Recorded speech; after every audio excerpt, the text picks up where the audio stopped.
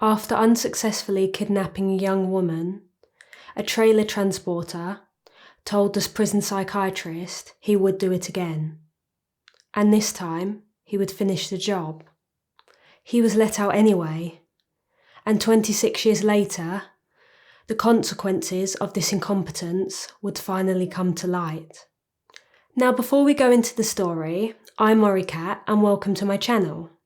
I deliver cases to you in the dramatisation format, so if that's something you enjoy, you'll be happy to know we upload once or twice a week. As always, my aim is to give a voice to the victims and remember them as they were. So with that, let us begin.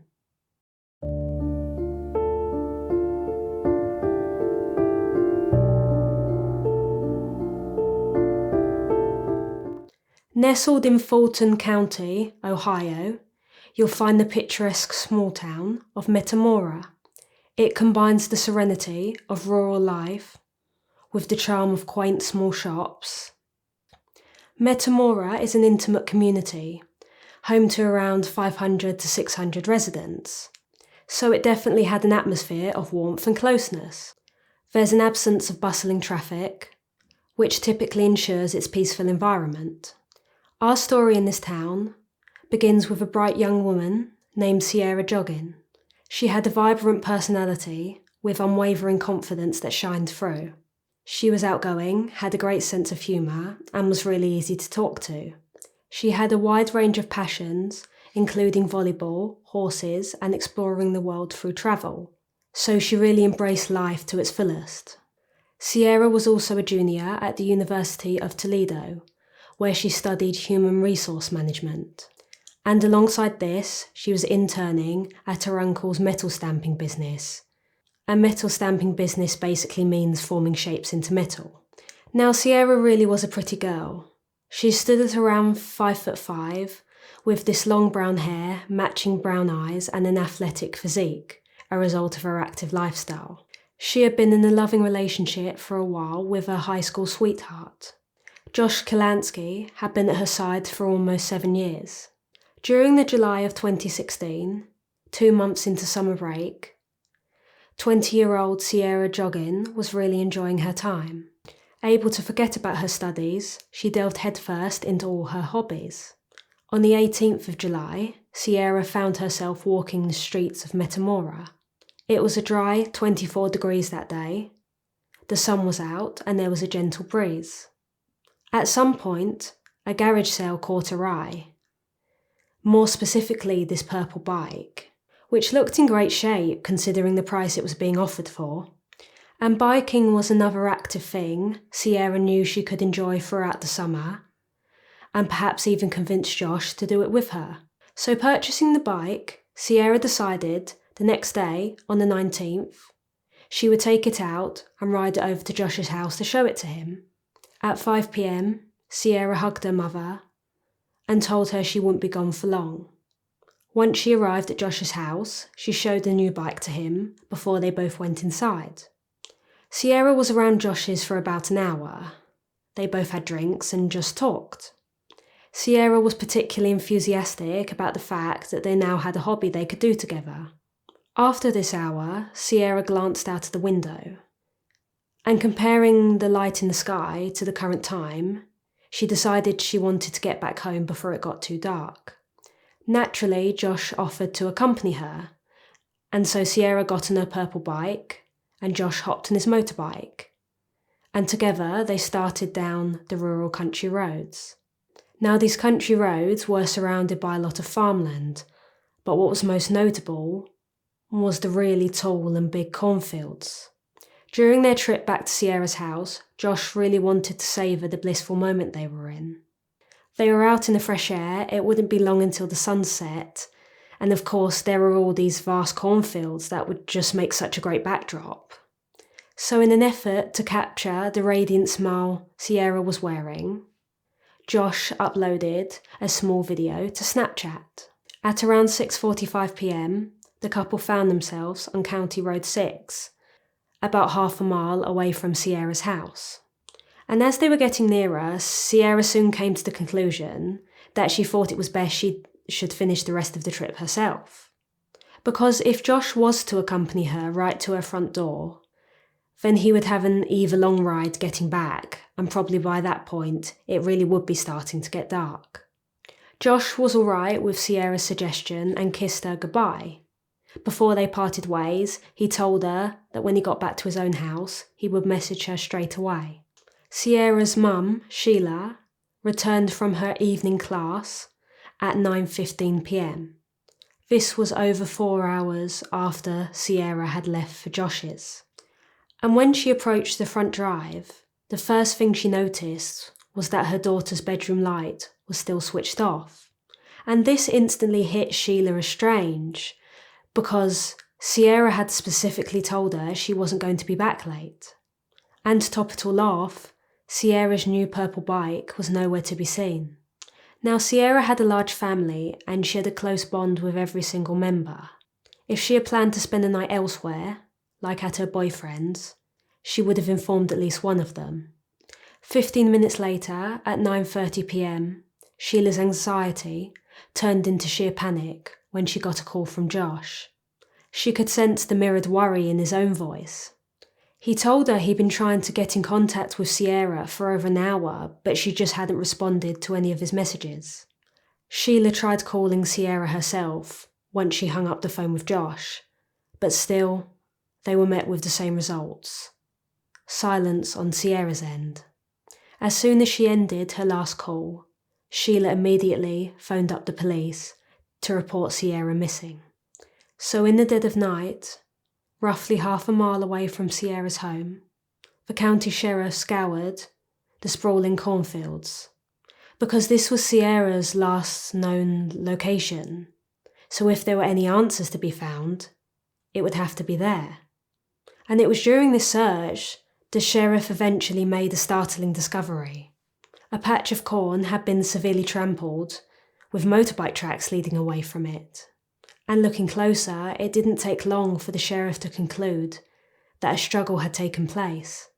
Making his way further into the now eerie cornfield, the sheriff was suddenly hit with the overwhelming smell of gas. Following his senses, he soon found multiple items amongst the corn stalks, and he knew immediately that these would have to be used as evidence. Sierra's brand new purple bike had blood dripping from the handles and onto the seat. Around it was a compact fuse box, as well as a pair of men's sunglasses, right next to Sierra's own. Sierra's green sock, stained red, and a blood-stained screwdriver. At this point, the local police asked for assistance from the FBI because right now they knew with certainty that Sierra had been abducted and that her life was in danger. During the next few days, the Fulton County Sheriff Department coordinated hundreds of volunteers to search the fields. Everybody wanted to get involved and bring Sierra home. Bring Sierra Home was also the name of a Facebook group her family had made in an effort to boost the search success.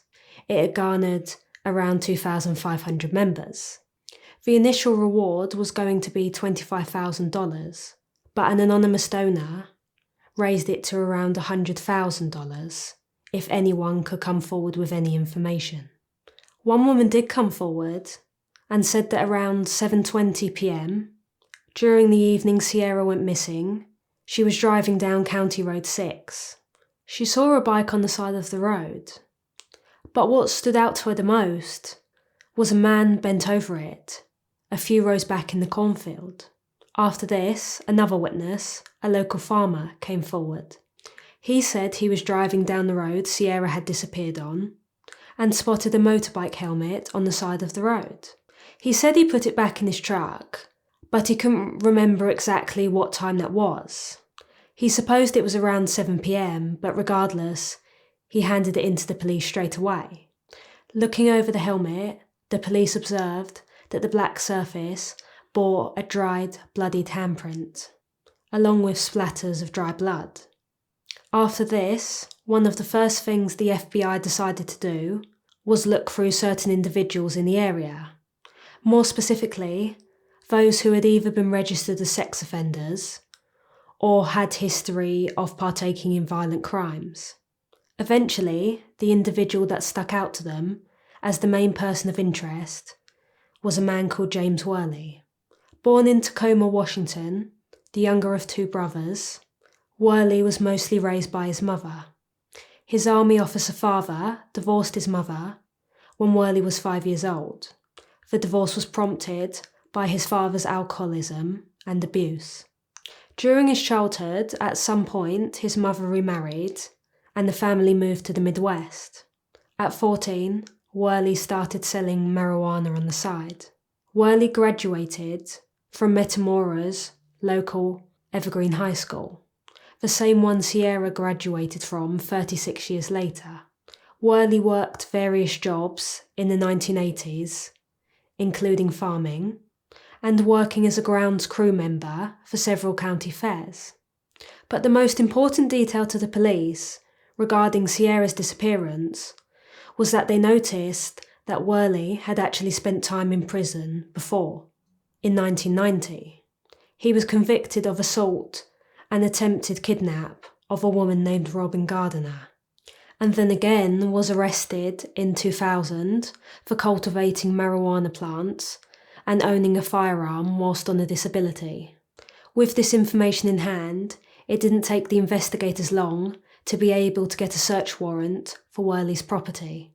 This came into effect just 2 days after Sierah's disappearance, on the 21st of July 2016. Now, this James Worley, he lived on a vast 3-acre property. He operated a small engine repair shop from his own house, and at the time lived with his mother and brother. As soon as the police arrived, Worley became visibly agitated. The police started by informing him that they had come to investigate the case of a missing woman. And without them even having to press him, Worley instantly defended himself. He exclaimed, "I'm not out here killing any chicks." Immediately, this was seen as a red flag to the police, because since they had been there, they had never mentioned that Sierah had been murdered. Reluctantly, Worley granted them permission to search the property. As the police were searching, Worley was pretty talkative. He kept trying to insert different unneeded facts, even when the police hadn't asked him to.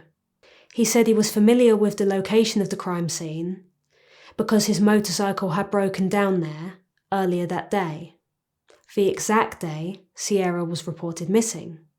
And then he even went on to explain that not only had he lost his helmet, but his screwdriver, sunglasses and fuse. Not to mention, he conveniently said that he saw 2 bicycles in the cornfield, and that the reason why the one the police found had his DNA on was because he had taken the other one. Whilst engaging with the police, Worley's sleeves were rolled up, allowing them to see that he had fresh scratches and bruises all along his arms. Within Worley's residence, the police found some strange items, including an adult diaper, a map, and a nanny camera.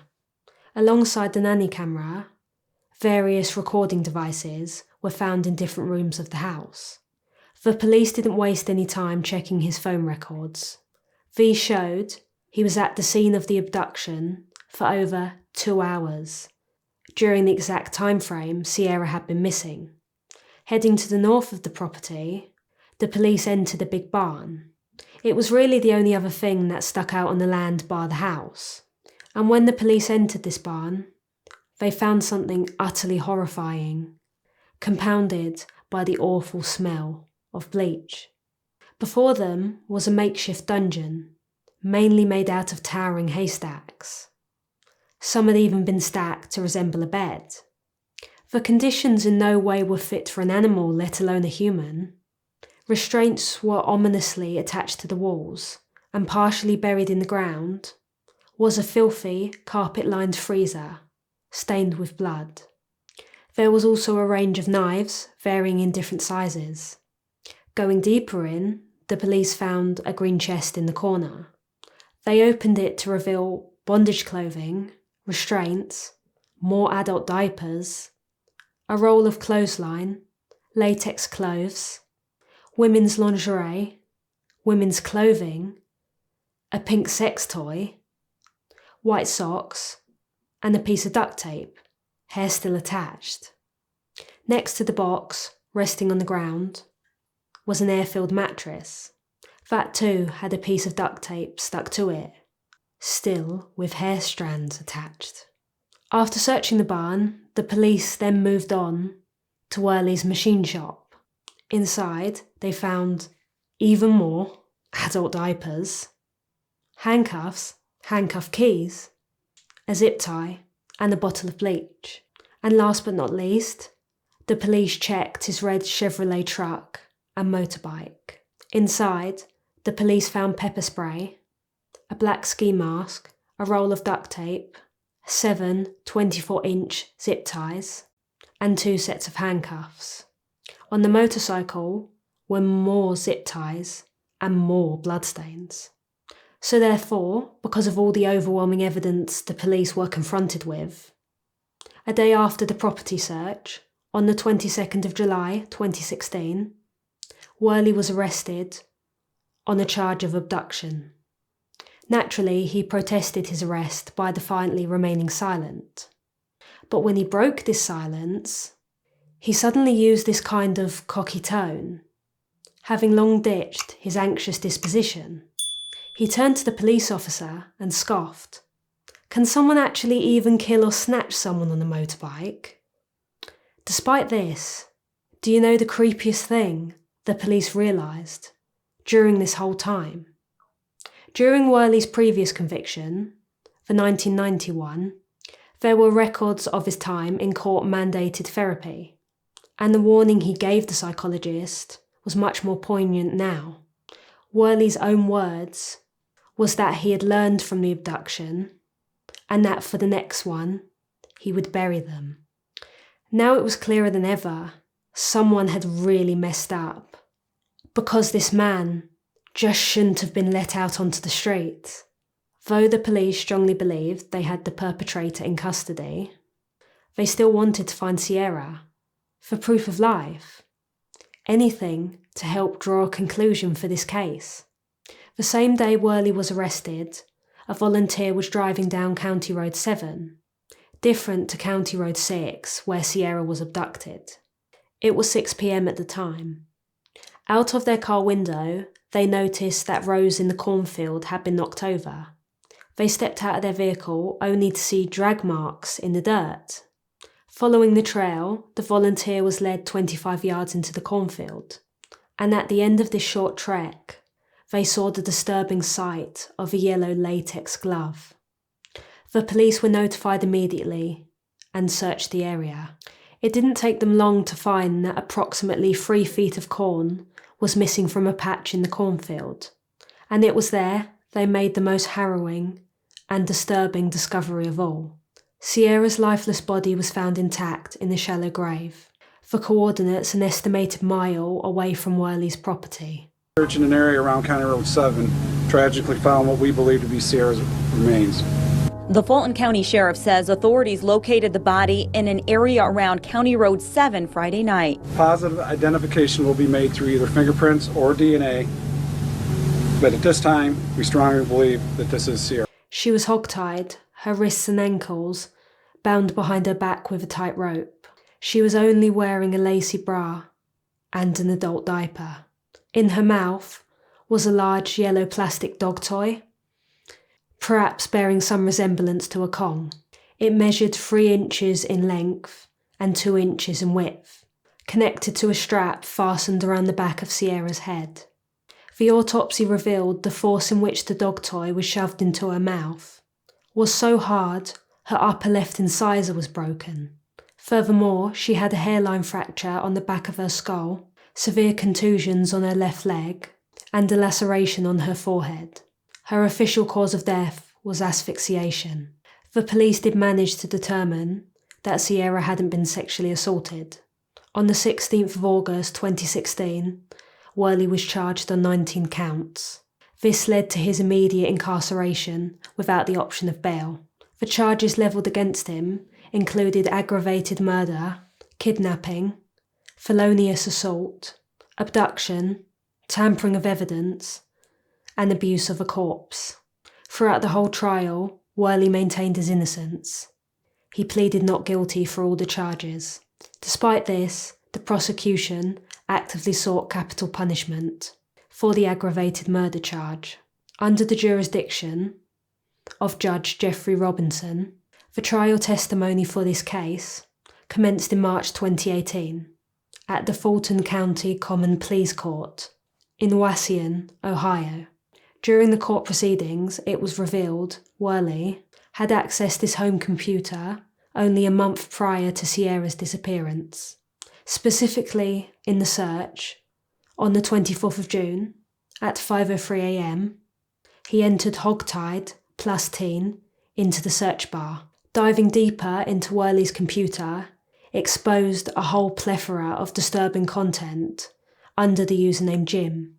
Most of the searches included the keywords rape, forced, hitchhiker, stranded, helpless, and gag. And now with the full picture, the court were actually able to say what happened on the 19th of July, 2016. The day Sierra vanished, Worley had spent the entire afternoon browsing on his computer, more specifically to view explicit websites. I can only presume this was to get himself amped up for whatever he prepared to do in the evening. So when the evening did come around, Worley hopped on his motorcycle and started driving. And it was on County Road 6 this vile man got his opportunity. He spotted pretty Sierah Joughin riding her bike alone. It is believed he decided to tell her and eventually forced her off the road, sending her crashing into the cornfields.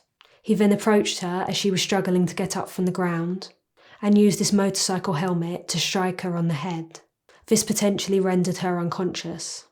After this point, Worley spent 2 hours with Sierra in the cornfield, as suggested by his mobile data. He then left her in the cornfield and drove his motorbike back home. He swapped vehicles and took his red Chevrolet back to the abduction site to take her to his makeshift dungeon. As I said earlier, the autopsy report confirmed that Sierra tragically died of asphyxiation. This was unfortunately induced by the large plastic object shoved into her mouth. The estimated time it would have taken her to pass was 10 minutes, although because of her deadly injuries, it was doubtful she even knew she was running out of breath. With all the DNA results back, Sierra's blood was confirmed to be on Worley's motorcycle, his helmet, his zip ties, a mace, a ski mask, and her purple underwear in his green chest. In addition, the duct tape found on the airbed contained DNA from both Worley and Sierra, and so did the yellow latex glove found by the volunteer. Worley in his defence denied any of this happening. They had weak excuses for everything. They claimed all the evidence on his property was items he was planning to use to set up his own pornography studio. Then they claimed that because Worley's DNA on the helmet was so diluted, someone else must have used it to strike Sierra instead. You know, because apparently when his motorcycle broke down, he accidentally left his belongings there. In my personal opinion, the stupidest excuse was saying that the witness said the man bending over the bike had red shorts on, and that because no red shorts had been recovered at Worley's property, it can't be him. This was a load of bullshit though. Couldn't he have just thrown them away to get rid of the evidence? During the court process, the jury had to cast their minds back to Robin Gardiner, the woman Worley assaulted and attempted to kidnap in 1990. She was the last person to testify in court. As it was said in 1990, in a way that resembles Sierra's own case, Worley deliberately used his car to collide with Robin Gardiner, a woman who had been riding her bike along a rural road near Toledo. Worley seized the opportunity and struck her on the head with a hammer. He then forcefully dragged her into his truck, proceeding to handcuff her. Pulling out a flathead screwdriver, he inflicted a deep cut on her leg, causing Robin to scream in agony. And it was after this, Worley delivered his chilling threat, whilst holding his screwdriver at her throat. Obey my commands, or face certain death. I'm deadly serious. I won't hesitate to end your life. In the distance, Worley and Robin heard rumbling, and this rumbling got closer and closer, eventually morphing into a motorbike that was quickly coming towards them. This prompted Worley to have a lapse in concentration. Robin took the chance to jump out of the truck and made a mad dash towards the oncoming motorist. The kind-hearted stranger stopped after her panic cries for help. He observed Worley with caution, but at this point, Worley didn't really seem like he cared, which really was a bizarre thing. He just climbed back into his parked vehicle. Regardless, the stranger took Robin home and phoned the police. And this is where it gets even more unbelievable. Because with your average run-of-the-mill criminal, you'd expect them to flee, right? Well, not Worley. When the police got to the crime scene, Worley was just still sitting in his truck. For his crimes against Gardiner in 1990, Worley spent 3 years in prison, before his own plea had him released, in an act that put the wheels in motion for Sierah's fate. Now going back to Worley's current 2016 trial, after Robin had concluded her statements, the jury came together to discuss. It took 6 hours of deliberation until the jury reached an agreement. They found Worley guilty of aggravated murder. And it was clear to see how disgusted the jury were with Worley's actions, because they instantly recommended capital punishment, which Judge Robinson upheld. The court therefore accepts the recommendation of the jury. The court orders that James D. Worley is hereby sentenced to death for the aggravated murder of Sierah Joughin.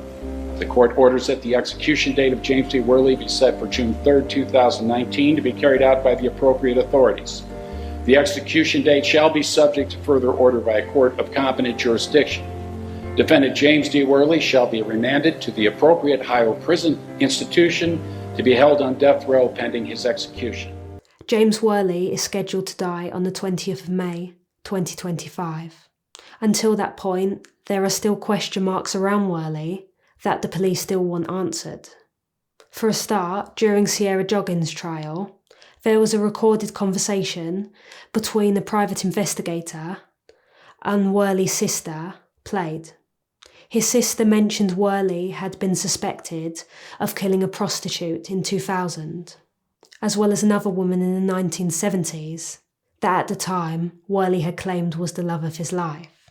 Not to mention a young woman called Claudia Tinsley, who went missing at the age of 24 in 1996. She was last seen getting into a 1975 blue Chevrolet outside her home in Toledo. She was suspicious before she even got into the vehicle and asked her mother to write down the license plate in case she didn't return home that night. At the time, the only thing that was concluded after Claudia's disappearance was that a Caucasian male was driving. Attention was drawn to this through an 105-page manifesto, which Worley wrote in prison in 2022, proclaiming his innocence over Sierah's disappearance.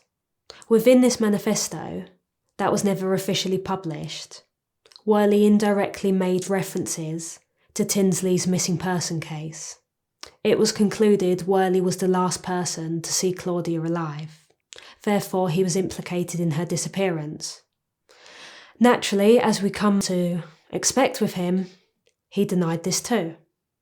In December 2018, once Worley was safely behind bars, the Ohio Senate Bill 231 emerged as a direct response for the murder of Sierah Joughin. They recognised an urgent need for a database which allowed the residents of Ohio to easily access information about felons living in their state, especially those who had been convicted of specific violent and sexual offences. Justice for Sierah is a non-profit organisation. It was set up by her mum and her aunt to remember and celebrate her life. The organisation strives to teach young people how to be self-aware and how to defend themselves. In addition, an ID card is provided to help find them if something were to happen. Justice for Sierah is centred in local schools in Ohio, but has now expanded to reach Michigan as well. So far, it has empowered nearly 700 children. I have included the link for the foundation in the description below. Donations can be made there. Do you believe Worley should have got the death penalty? Comment yes or no. Thank you for watching.